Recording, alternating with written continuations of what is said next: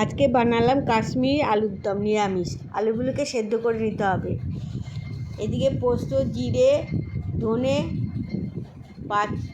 সব কিছু ভালো মতো গরম করে একটুখানি বেটে নিতে হবে।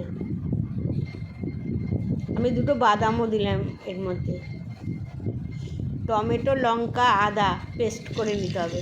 এদিকে আলুগুলোকে ভেজে নিয়ে সেই আলুর তেলের মধ্যে শুকনো লঙ্কা, জিরে, তেজপাতা দিয়ে একটু গন্ধ যেই বেরালো ওর মধ্যে টমেটো পিউরি দিলাম, জিরে গুঁড়ো, নুন,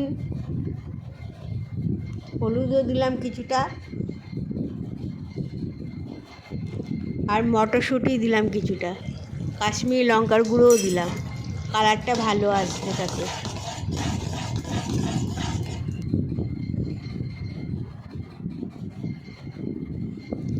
এদিকে আমি গরম মশলাও দিলাম, দিয়ে ভালো মতো কষিয়ে নেব। আর যে আগে গুঁড়ো করেছিলাম পোস্তর সঙ্গে, ওই পোস্ত বাটাগুলো সব দিয়ে দিলাম। এর মধ্যে আমি কিছুটা টক দই দিয়েছি, সেটা দেখানো হয়নি।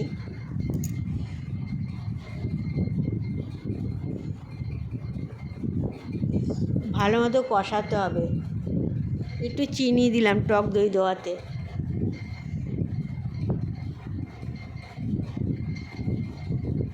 এর মধ্যে আলুগুলো দিয়ে দেবো।